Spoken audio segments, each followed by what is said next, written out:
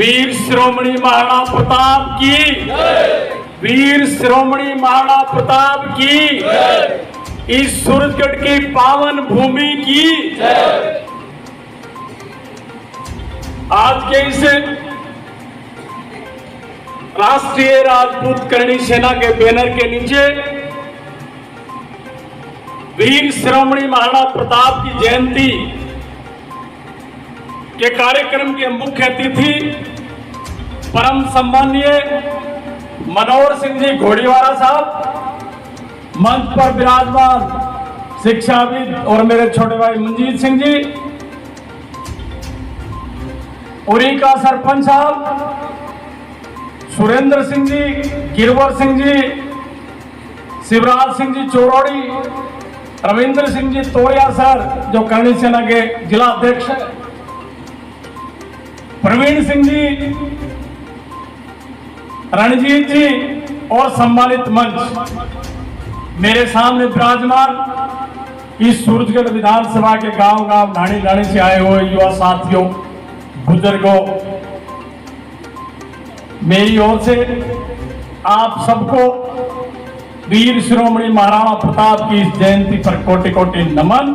और आप यहाँ पधारे इसके लिए आप लोगों को बहुत बहुत साधुवाद और धन्यवाद कि कम से कम आपने कार्यक्रम, अच्छा कार्यक्रम जो आयोजित किया। मित्रों, वैसे तो आयोजनकर्ताओं ने मुझे बांध दिया आज, क्योंकि मेरे को अध्यक्ष बना दिया और अध्यक्ष का काम केवल मात्र धन्यवाद देना होता है। लेकिन मैं परंपरा से थोड़ा हट करके आप लोगों से कुछ निवेदन करना चाहूंगा।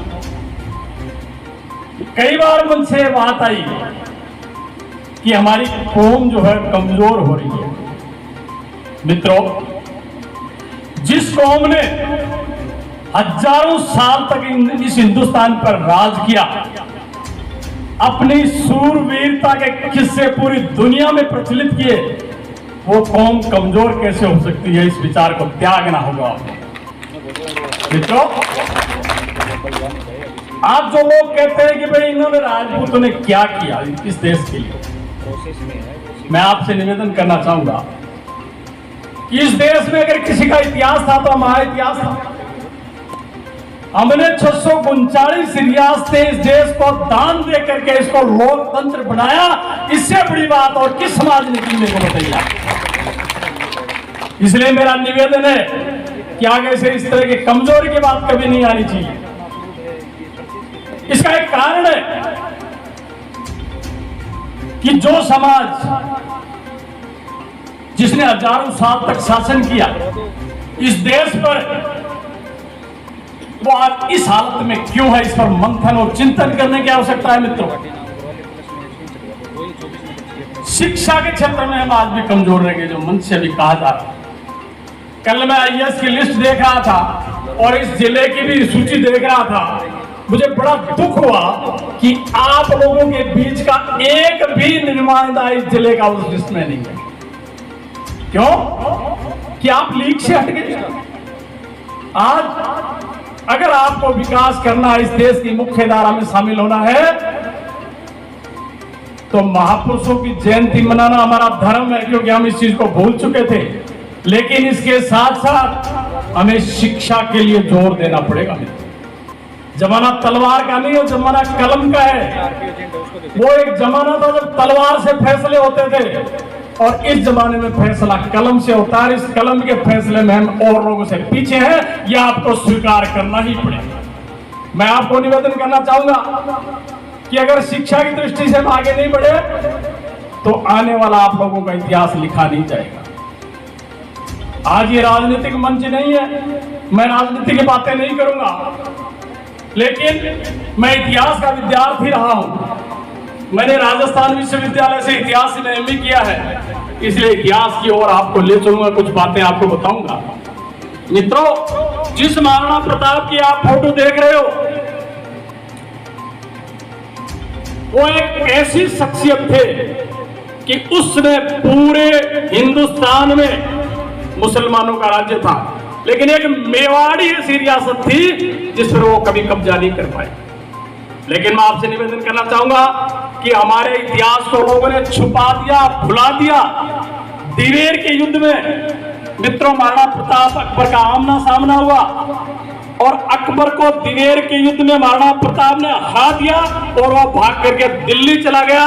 इस बात के लिए मात्र केवल इतिहास में 4 लाइनें लिखी हुई है, किसी ने इतिहास को नहीं। मैं निवेदन करना चाहूंगा कि हमारी जो ये उदासीनता है, इस उदासीनता के कारण बिना काम के तथ्य इतिहास में जोड़ दिए गए। मैं आपको दूसरा निवेदन करना चाहूंगा कि जोधाबाई का प्रकरण कई बार चलता है।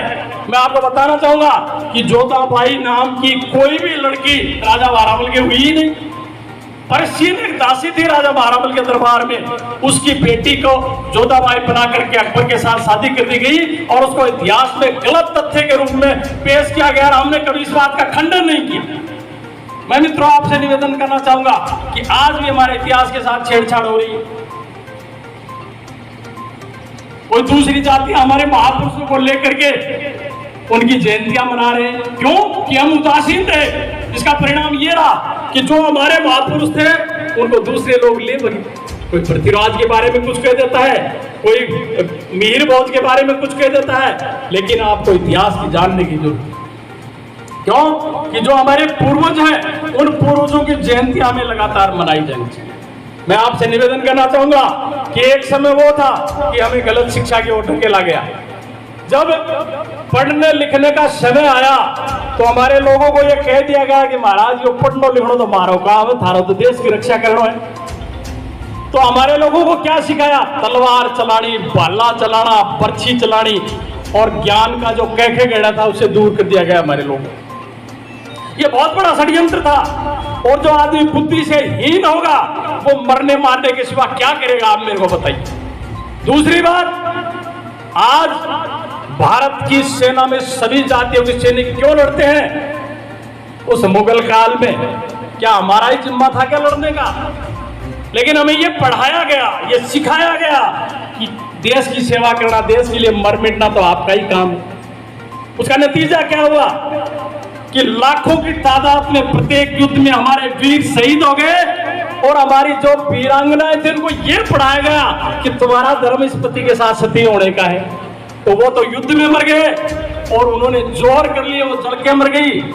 आज हिंदुस्तान में अगर सबसे ज्यादा संख्या किसी की होनी चाहिए थी तो क्षत्रियों की होनी चाहिए, लेकिन एक षड्यंत्र के तहत हमारे साथ इतना बड़ा धोखा किया गया। क्यों आज भारत की सेना में सारी जातियां क्यों लड़ रही है?